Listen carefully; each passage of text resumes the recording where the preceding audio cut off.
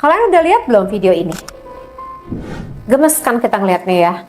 Anak nunjuk-nunjuk guru dengan perilaku seperti itu, gesturnya, ekspresi wajahnya, secara psikologis apa yang terjadi sih sampai melakukan hal seperti ini?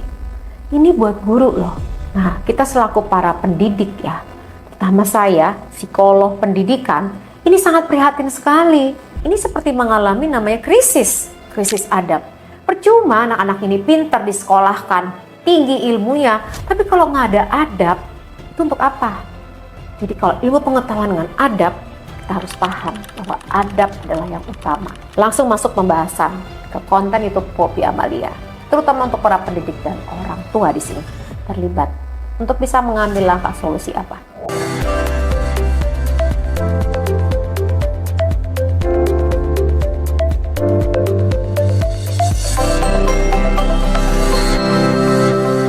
Assalamualaikum warahmatullahi wabarakatuh. Welcome back my YouTube channel Poppy Amalia.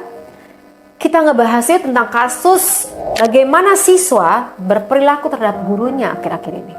Apa sih yang terjadi dengan psikologis anak-anak Indonesia? Yuk kita bahas dan kita kupas yuk.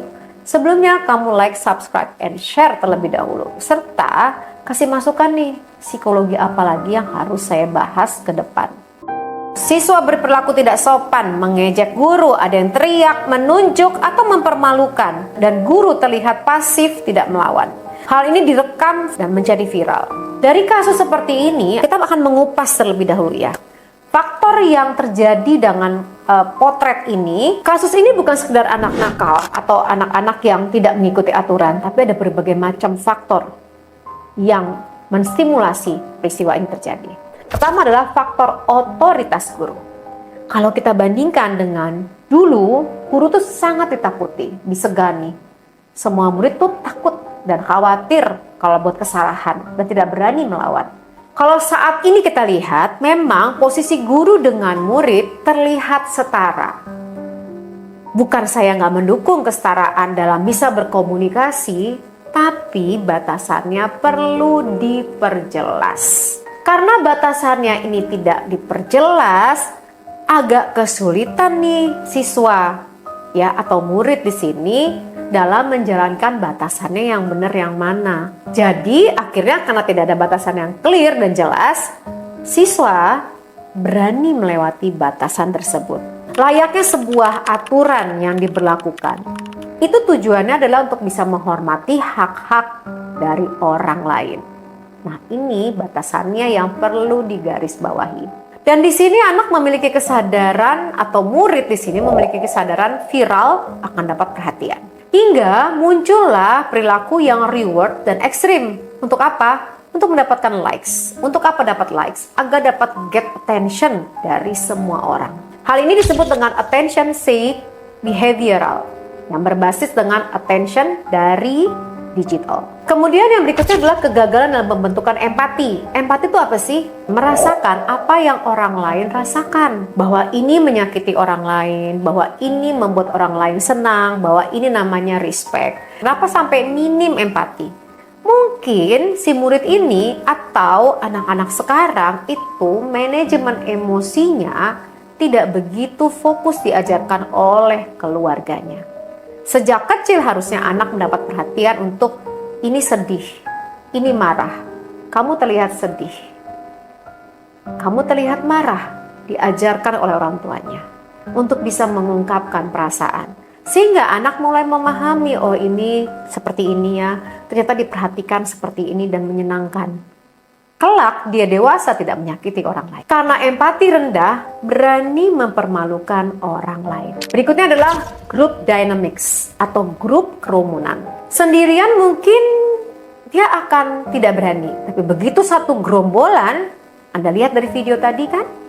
Maka dia memiliki keberanian untuk bersatu mempermalukan gurunya. Ini adalah fenomena de-individual, kehilangan kontrol diri pada saat berada dalam sebuah grup. Ini tidak hanya satu loh kejadian ini, kalau kita ngelihat akhir-akhir ini kejadian serupa terjadi di berbagai macam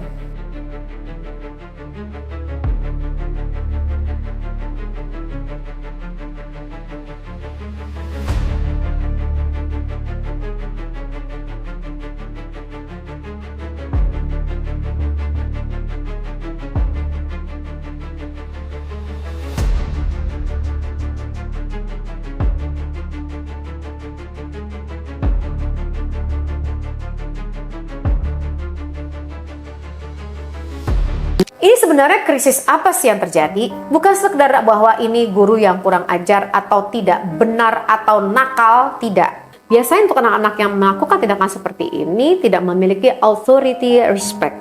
Dalam hal ini di rumah tuh tidak ada figur yang dihormati atau ditakuti. Dan kenapa guru sekarang menjadi diam? Karena tadi takut diviralkan, takut negur karena nanti akan dilaporkan, dan tidak dilindungi oleh sebuah sistem. Akhirnya memilih diam dan makin direndahkan. Jadi karena ini kasusnya banyak terjadi di sekolah-sekolah, mungkin seluruh Indonesia juga ada peristiwa seperti ini harus dilakukan perubahan dasar, perubahan generasi, perubahan digital. Dalam hal ini, bagaimana memperbaiki lemahnya sistem pendidikan Indonesia agar adab lebih diutamakan. Nah, dari gambaran ini, siswa juga penting sekali diajarkan kecerdasan emosi sejak awal. Jadi saya setuju banget dengan adanya perubahan dari kurikulum untuk lebih mengenal individu anak dalam kesehatan mental. Jadi sejak dini diajarkan bagaimana yang baik, bagaimana bersikap agar respect terhadap orang lain. Dan saya juga mendukung nomor 1 apabila dalam pembelajaran adab yang lebih diutamakan dibanding hal apapun. Beberapa negara maju bahkan terbaik dalam bidang pendidikan, pertama kali diajarkan adalah basic adab tersebut. Kalau Anda perhatikan negara Jepang, Finlandia, coba perhatikan anak-anak Jepang TK, dia diajarkan untuk respect, hormat sampai bungkuk sekali. Nyebrang jalannya sampai hormat. Banyak sekali kejadian seperti itu. Dan Finlandia juga sama. Basicnya adalah menanamkan bagaimana berkarakter yang baik. Karena percuma ilmu yang dikejar kalau anak tersebut tidak punya respect terhadap orang lain atau adab yang baik.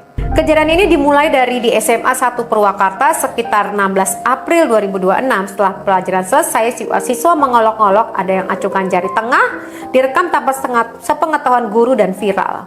Guru ini adalah Ibu Atun. Nah, Ibu Atun di sini juga menyatakan bahwa ia tidak mempermasalahkan. Beliau juga mengatakan bahwa saya tidak tahu kalau direkam, seperti video berikut ini. Memaafkan, bahkan mendoakan. Dan saat itu pun anak-anak menangis dengan kesalahannya. Ini ya, Neng. Jadi nggak ada bekas guru, nggak ada bekas siswa ya. Guru itu tidak punya bekas, ada cahaya kebaikan sampai akhir hidup ibu, sampai akhir hidup Neng ya, sampai kapan bu. Nah, untuk para pendidik, lakukan sesuatu sebagai solusi dari peristiwa ini agar tidak terjadi lagi pada saat Anda mendidik. Rules-nya harus jelas dan juga orang tua ajarkan anak untuk kecerdasan emosi. Kalau Anda kesulitan, Anda bisa menghubungi psikolog segera untuk mendapatkan penanganan yang tepat. Dan pentingnya psikolog ada di sekolah-sekolah pada saat menghadapi siswa seperti ini. Bukan hanya sekedar dikasih hukuman, tapi ini harus ada pendekatan secara psikologis terhadap anak. Dan juga harus dipanggil orang tuanya untuk diedukasi bagaimana treatment yang tepat agar ke depan tidak terjadi seperti ini. Dan para pendidik, Anda juga harus ada namanya aturan yang jelas yang disepakati oleh bersama, do and don'ts-nya, sehingga anak punya respect dan mereka pada dasarnya setiap anak itu butuh sebuah aturan agar tidak melanggar aturan tersebut. Untuk pemerintah tolong diperhatikan juga ya bagaimana penerapan dari adab tersebut ke para siswa. Kalau ada peristiwa terjadi di daerah Anda, bagaimana bersikap, silakan share konten ini agar paham solusinya seperti apa. Saya berharap selaku psikolog pendidikan bahwa pendidikan Indonesia akan lebih baik. Yuk kita utamakan adab dibanding ilmu pengetahuan dalam hal apapun. Bagaimana kita menghormati orang lain dan menghormati guru. Sampai bertemu lagi di pembahasan selanjutnya. Wassalamualaikum warahmatullahi wabarakatuh.